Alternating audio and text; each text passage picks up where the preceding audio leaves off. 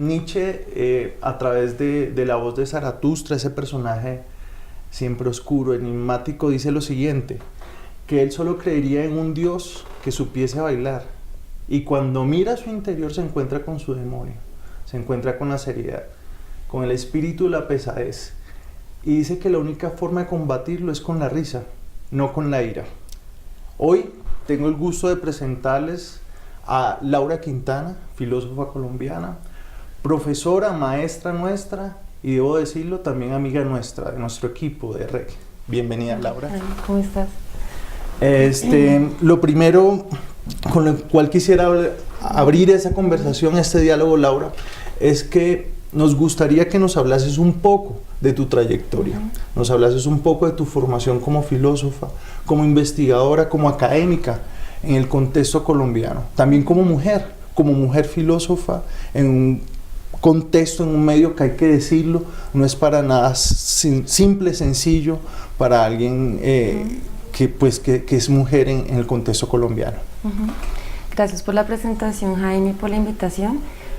Pues sí, yo estudio filosofía desde hace un tiempo ya, desde pues, que tenía 17 años que empecé la carrera, y pues es una lucha constante por confrontarse todo el tiempo con uno mismo y con el entorno en el cual vive, porque yo asumo la filosofía de manera muy vivencial, ¿no? Para mí la filosofía tiene que ver con interrogarse constantemente y también encontrar, digamos, maneras interesantes, maneras apasionadas, maneras estimulantes de orientarse en la realidad.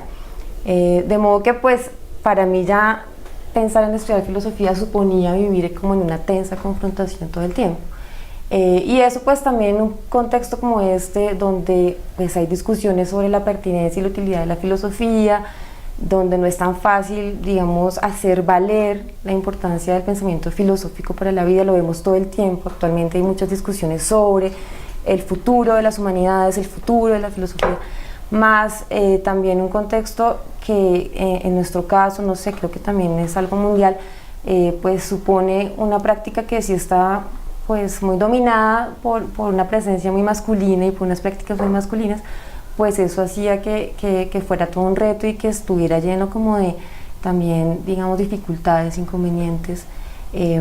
Entonces, pues para mí, digamos, ha sido como un camino pues lleno de preguntas, y pues si se trata de pensar como en los comienzos y tal, pues no sé, yo como que no me confrontaba mucho. Tú me preguntabas ahora qué supone hacer filosofía siendo mujer en Colombia, como que al iniciar mis estudios no me preguntaba mucho por qué suponía eso. Es más, no tenía ni siquiera mucha conciencia de que era una mujer estudiando filosofía, sino que era alguien estudiando filosofía, claro, fuera mujer o no lo fuera, no me importaba tanto. Fue ya como estudiando lo que me empecé a dar cuenta que había prácticas que eran corporalmente intensas y pesadas para uno, afectivamente pesadas, ¿no? Por favor, señorita, hable más duro, su tono no se entiende muy bien, su tono de voz es un poco bajo.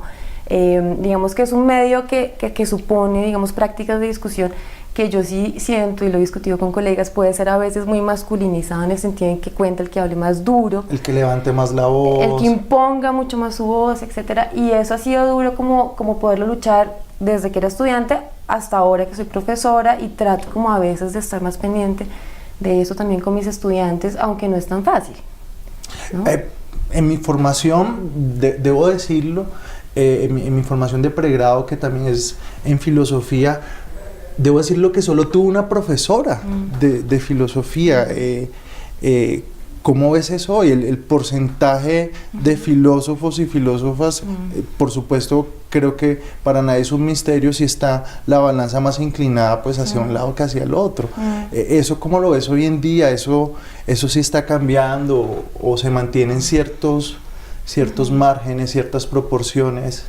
Pues sigue siendo bastante bajo, ¿no? El número de profesionales mujeres dedicadas a la filosofía en Colombia.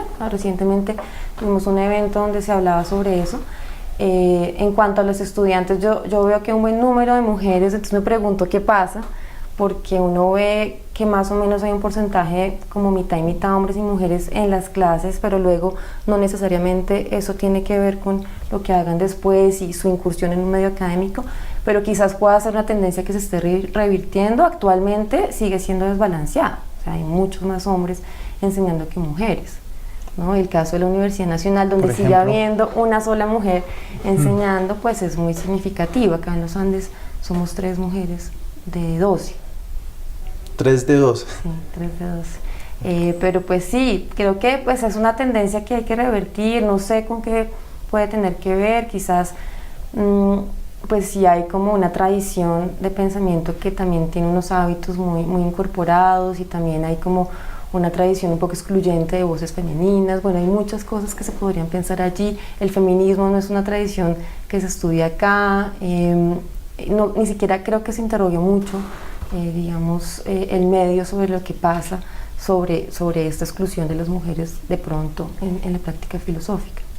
Bueno, debemos decirle a los televidentes, a nuestros seguidores, que Laura, además de ser mujer, filósofa, además es mamá.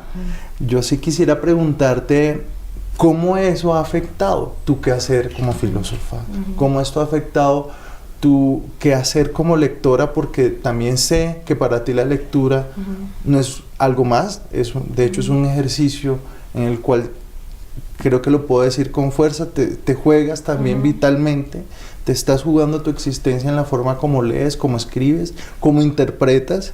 Y pues sí quería preguntarte cómo el hecho de ser mamá ha afectado todo este quehacer, todo este ejercicio de investigación, de lectura, de escritura. Pues lo ha afectado muy positivamente. Hay gente que me dice, ¿cómo haces para hacer tantas cosas con 2 hijos, tal? Y realmente para mí es una fuerza, o sea, para mí mis hijos son una fuerza que me mueve muchísimo, y yo creo que sí me han afectado a nivel como de la reflexión, como que no sé si coincida con mis hijos, pero me ha interesado mucho pensar en los afectos desde que tengo a mis hijos, en cómo, digamos, las relaciones corporales que se dan entre unos y otros realmente merecen ser pensadas en todo lo que implican.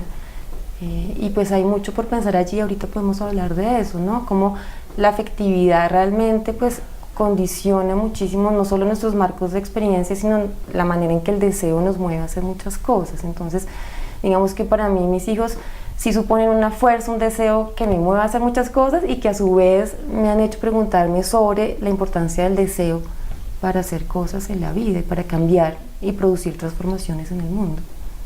Bueno, a propósito de eso, yo sí quisiera hacer como una pregunta más puntual, una pregunta más focalizada, y se dirige uno de tus campos de investigación, en los cuales has producido no pocos trabajos, no pocos escritos, señalan la estética, señalan el trabajo, una reflexión ardua, extensa sobre el arte, sobre la importancia del quehacer artístico, de la creación artística. Pero lo que me llama la atención es que en ti siempre hay un esfuerzo y una apuesta por vincular el arte también con la política. Eso a mí me parece como importante, y también me llama la atención, también me hace pregunta, y quisiera que nos pudieses hablar un poco como de ese vínculo que a veces no es tan evidente. De hecho, pareciese que en reflexiones políticas que predominan, pareciese que hubiese una hiperespecialización donde el técnico político es quien tiene la verdad, y donde hay una cantidad como de fórmulas normativas para aplicar a la política, pero en ti hay una apuesta diferente, hay una apuesta por hablar desde otro lugar, hablar desde otro registro. Sí, digamos que a mí me ha interesado desde mucho tiempo atrás pensar las relaciones entre estética y política, y digamos que pensar esa relación en un continuum que supone, digamos, establecer la relación mucho más allá del arte, ¿no? Entonces me interesa, y me ha interesado pensar esa relación entre lo estético y lo político desde, no sé, mi tesis doctoral, en donde el problema era el problema de la comunicabilidad de lo común, en qué medida la posibilidad de crear de nuevo formas de ser con otros y espacios, formas de relación en común, pasa por repensar nuestras formas de relación perceptiva y sentimental y afectiva y pasional. Entonces digamos que lo que siempre me ha interesado es como indagar un poco ese papel de las pasiones, los sentimientos, los afectos, la percepción, en la manera en que se pueden como reagenciar las formas de ser con otros. Y el interés por la política del arte también pasa por ahí. Yo he escrito algunas cosas en donde sí pienso que es importante no producir como unas pretensiones hiperinfladas de lo que el arte puede hacer. Es decir, yo no creo que el arte pueda emanciparnos y liberarnos políticamente como, digamos, podría estar en juego en formas de organización colectiva que pueden llevar a cabo movimientos y organizaciones sociales. Yo sí creo con Rancière que hay una distinción entre política del arte y política de los movimientos sociales y de las formas de organización colectiva, pero sí creo que hay unos tránsitos y unos pasajes que son muy importantes, pensando también que el arte no es solo el quehacer de los artistas profesionales, sino que hay que pensar mucho más ampliamente lo que es arte, ¿no? Y a mí me ha interesado recientemente un poco cómo hacer explotar esa frontera. También, digamos, eso está pasando todo el tiempo en la producción artística contemporánea. Los artistas contemporáneos se asumen como investigadores y hacen etnografía, hacen investigación social, investigación a veces también en ciencias naturales, ¿no? Claro. Entonces es interesante pensar los cruces y pensar el arte en un sentido más amplio como una actividad consciente de su capacidad productiva de renovación de los marcos de comprensión, de los marcos de percepción. Y a mí me interesa esa capacidad del arte para interrogar nuestros campos, nuestros marcos, nuestras coordenadas de comprensión y de sensación, y su capacidad para producir otros marcos, para hacernos ver otras cosas, para hacernos sentir de otra manera. Y yo creo que eso también se puede propiciar en otras prácticas que no necesariamente se reconocen como profesionales artísticamente. Entonces mi interés por el arte tiene que ver con eso, y por eso también destacaba que está en ese continuum de la relación entre estética y política, pensando que lo estético no es lo que atañe a la belleza simplemente, sino que lo estético como esta tiene distinción que ver, clásica. Exacto. La estética le corresponde a lo bello, Sí. la moral el bien y el mal, la Exacto. epistemología la Sí. verdad. No, me interesa como que pensar que lo estético tiene que ver con la noción de aistesis, que es percepción, que es afectividad, que es experiencia, ¿no? ¿Cómo se puede renovar nuestra manera de tener experiencia, ¿no? Y eso también me ha conducido recientemente a pensar el papel de la corporalidad en lo político, ¿no? Cómo nuestros cuerpos también pueden renovar sus formas de tener experiencia.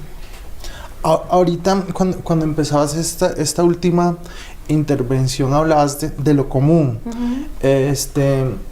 Creo que para nadie es un secreto que el discurso neoliberal, el discurso económico imperante, nos lleva cada vez más a una individualización bastante fuerte, en la cual lo único que importa es cumplir los proyectos de cada quien, casi que ser como una especie de autogestor, un innovador empresarial de cada quien, y lo importa es como que cada quien, cada individuo, no voy a usar la palabra sujeto, sino que cada individuo como que haga su proyecto, y pareciese que esa es como la apuesta que nos está vendiendo el discurso neoliberal.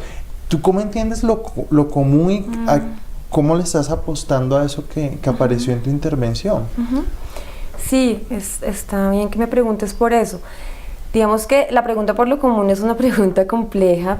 A mi modo de ver, pasa por lo menos por hacer una diferenciación de niveles, ¿no? Por un lado, digamos, yo pienso que hay unas prácticas a las cuales estamos arrojados como pertenecientes a unas herencias que se cruzan obviamente de manera conflictiva, discontinua, pero hay como un arrojamiento a tradiciones, a prácticas que pueden considerarse como comunes, ¿no? Claro. Y entonces allí viene como una historia, que es una historia común a Latinoamérica, y podemos hablar de un común latinoamericano. ¿Qué es eso? No es una identidad es una uniforme, esencia. estática, una esencia, Sí. pero sí hay unas prácticas, unas historias, unas formas de sujeción también compartidas. Hay muchas cosas que pasan allí y que también dan como un suelo de historicidad que podría considerarse común, pero pensando que ese común es muy conflictivo, que está lleno también como de brechas, está lleno como de huecos, historias no contadas, fisuras, etc. Pero luego a partir de allí me parece que pues pueden producirse, pues con muchos pensadores contemporáneos que van en esa dirección, formas como de rearticulación, de reagenciamiento, de reinvención de lo común, y por eso con varios colegas y nos ha interesado pensar mucho esta idea de reinventar lo común, pero me parece importante pensar que esa reinvención o esas reinvenciones de lo común obviamente siempre tienen que ver con un suelo común previo, ¿no? No es una reinvención arbitraria de lo común, claro, voluntarista, sino que es una reinvención que siempre también está impulsada por historias compartidas, y allí en esas historias se modulan afectividades, entonces, afectos, deseos, traumas. Entonces, digamos que lo común para mí tiene que ver también con el conflicto, y eso es algo que me ha interesado también perseguir, porque nos parece que nos atemoriza mucho pensar que hay un vínculo indisoluble entre comunidad y conflicto, conflicto y violencia. Quizás porque el conflicto no es eliminable, la violencia tampoco lo sea, pero podemos inventarnos formas de tratarla que permitan como desposeerla de esos elementos más destructivos. Entonces creo que es un reto por pensar, ¿no? Ese común que se puede reinventar para dar cuenta de una localización histórica, y a su vez un común que está atravesado por la tensión y por el conflicto. Creo que nosotros somos herederos y creo que esas montas heredadas de las cuales somos legatarios son muy difíciles a veces quitárnoslas de encima, pero nosotros somos muy herederos de un sujeto muy racional, un sujeto muy de la conciencia, un sujeto muy, incluso cuando a alguien se le habla de común, piensa en términos de consenso, en términos de que el conflicto es que después de un diálogo argumentado podemos llegar a una especie de pacto, de una especie de contrato en el cual nos entendemos y podemos construir una especie de sociedad democrática, muy racional. Pero tú todo el tiempo insistes en la importancia del cuerpo, en la importancia de los afectos, la importancia del conflicto, del trauma, del deseo.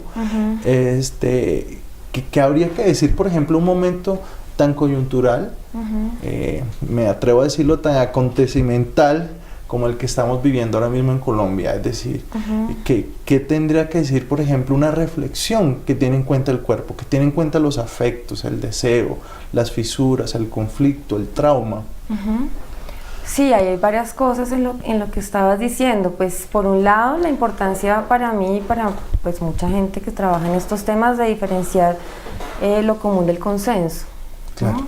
Digamos, yo sí creo que la racionalidad neoliberal, si hay una racionalidad neoliberal, pues tiene que ver con esta apuesta muy consensual de pensar que hay como un marco de referencia que es la realidad muy establecido, que hay unas leyes del mercado que operan, que hay ciertas políticas públicas que simplemente se deben implementar, y allí es donde hay que abrir el conflicto para pensar que no. Porque parece que no hubiese salida, ¿no? Que no hubiese salida. Si uno, digamos, discute a veces con movimientos sociales, ellos sienten esas intervenciones que a veces vienen desde arriba como algo que se impone y les hace un poco ver que no habría salida, que es la única opción posible, ¿no? Adaptarse a, digamos, las leyes del mercado y a lo que hay que hacer para poder, digamos, competir en el mercado internacional y para poder favorecer la intervención extranjera. Entonces como que una serie de medidas de intervención económico-política se venden así, ¿no? Es lo único que hay que hacer para la prosperidad del país, y entonces me parece importante abrir el conflicto con respecto a eso, y entonces insistir esa visión consensual que nos dice, recientemente leí un artículo en donde se decía como el bien de la sociedad tiene que ver con la inversión extranjera, el futuro de la inversión minera, los proyectos de explotación minera. De extracción, sí. Es el bien de la sociedad, decía el ministro de Hacienda, y ese bien no se puede sacrificar por el interés local de unas comunidades minoritarias. Entonces yo pensaba, ahí se ve funcionando claramente esa lógica consensual, y ahí se ve la importancia de distinguir el consenso de lo común. Esa lógica consensual está convencida de que el bien común coincide con esas intervenciones pues verticales, ¿no? Que tienen que ver con una cierta comprensión de la economía. La economía. Que no necesariamente se tiene que ver así, pero hay una visión dominante de la economía que va en esa dirección. Y hay otra manera de pensar el asunto y es no, las comunidades realmente están luchando por un común, que es el común del uso común de los territorios, el uso común de la tierra, el uso de los medios ambientales, de los recursos ambientales como no apropiables. Entonces hay una defensa de lo común como aquello que no es apropiable por una parte en particular, ¿no? Con aquello que excede cualquier, digamos, proyecto de apropiación y de explotación. Vestigios de esperanza creo que podrían ser, por ejemplo, el caso de Cajamarca. Claro, y de todas estas consultas que se están produciendo y la gente se está organizando por luchar en relación con eso. Entonces está por un lado eso que me parecía importante resaltar, y bueno, y está la cuestión del cuerpo por la que me interrogabas y los afectos. Pues yo creo que en todo eso, en todas esas luchas, pues se están moviendo múltiples afectos, porque lo que divide y lo que une a la gente, a mi modo de ver, son los afectos. Y creo que en otros momentos hemos conversado sobre eso, a mi modo de ver lo que ha pasado con todos estos, digamos, movimientos de radicalización hacia la derecha y con estos acontecimientos que fueron traumáticos para muchos de nosotros, como la victoria del no acá del plebiscito, la victoria de Trump y demás, tiene que ver con una afectividad, que algunos han llamado una afectividad del resentimiento, con afectos que tienen que ver con la manera en que los cuerpos se pueden sentir marginalizados o la manera en que los cuerpos se pueden sentir negados o traumatizados, etcétera. Hay muchas maneras de pensarlo. Y por otro lado, hay formas de reconvertir esos afectos destructivos, inmunitarios, que los cierran a uno frente a los otros. Me parece que una relación muy afectiva se puede ver en la manera en que pues, gente en Europa y en Estados Unidos rechaza a veces a los inmigrantes. Hay como un miedo del otro y hay como una relación muy inmunitaria con el otro que pasa por lo afectivo.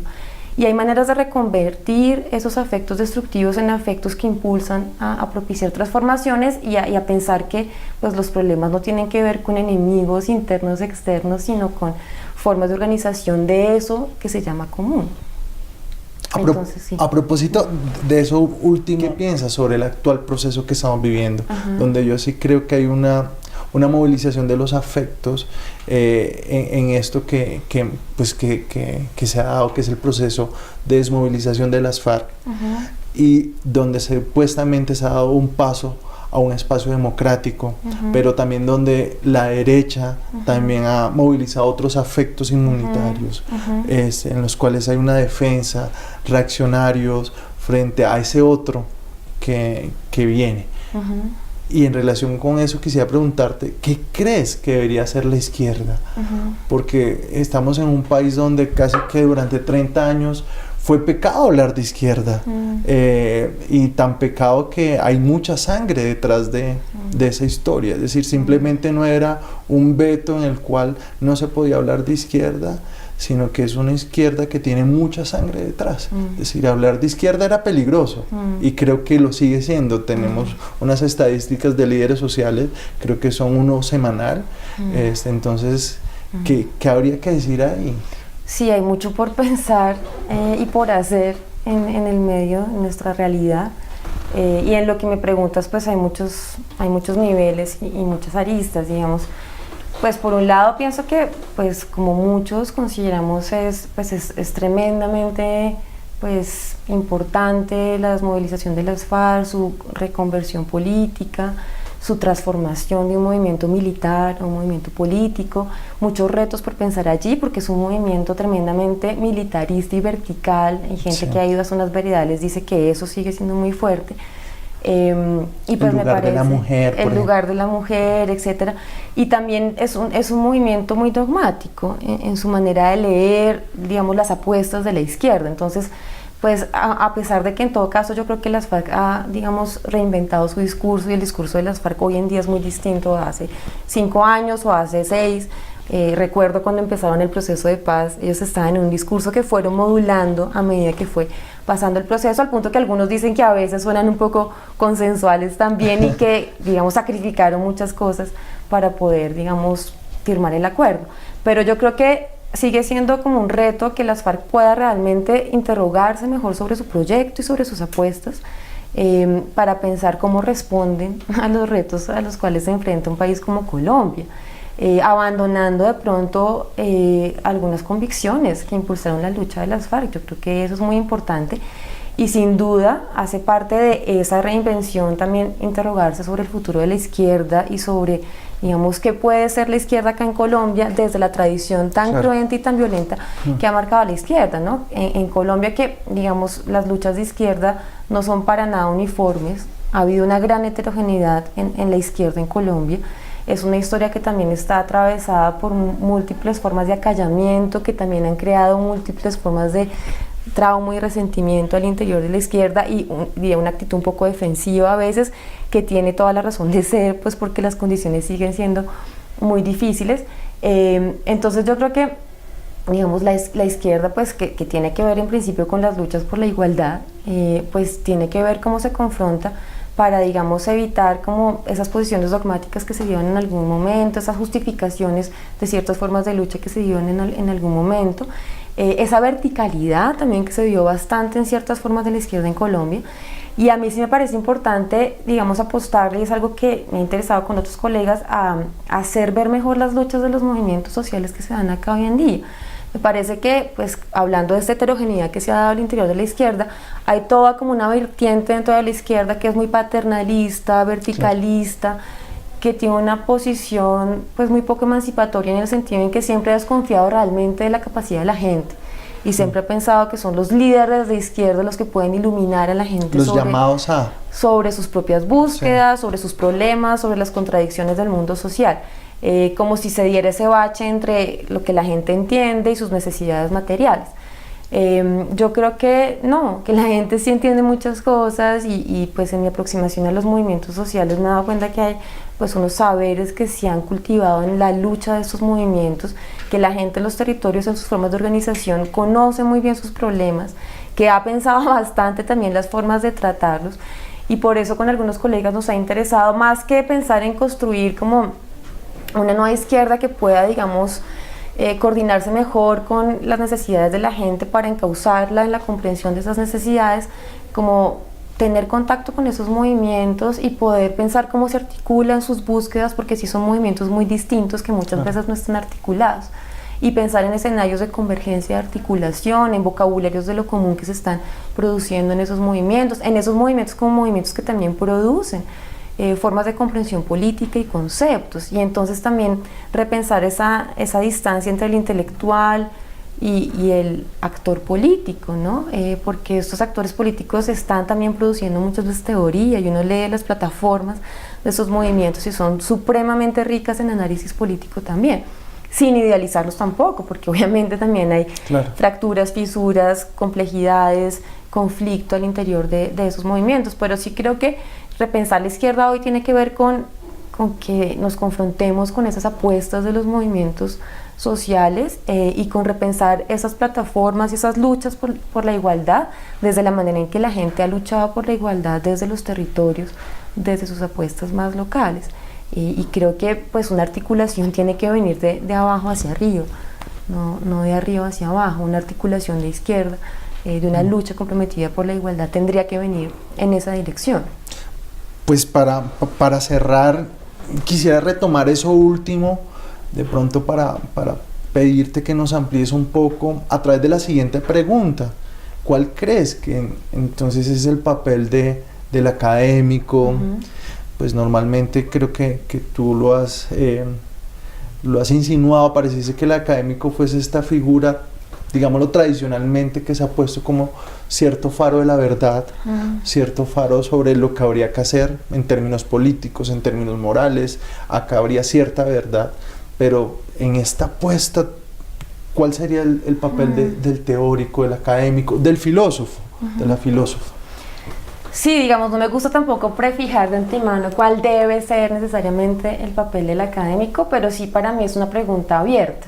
Digamos, definitivamente me resulta insuficiente el papel del académico como aquel que se considera en una posición de conocimiento privilegiada y de producción de saber que luego se difunde y socializa en otros ámbitos de la vida social.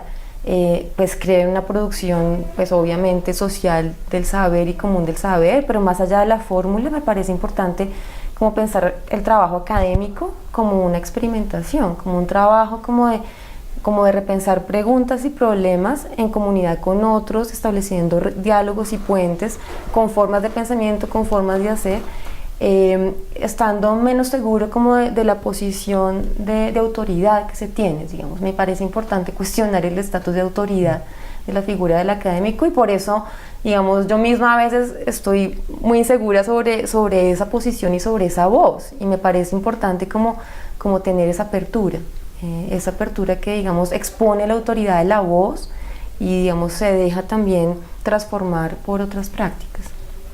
Bueno, Laura, mil gracias. Gracias a ti, Jaime. Pues les decimos que ojalá nos sigas acompañando en Claro que otras sí, qué bueno este proyecto de oportunidades. REC, lo voy a seguir apoyando. Bueno, muchas gracias.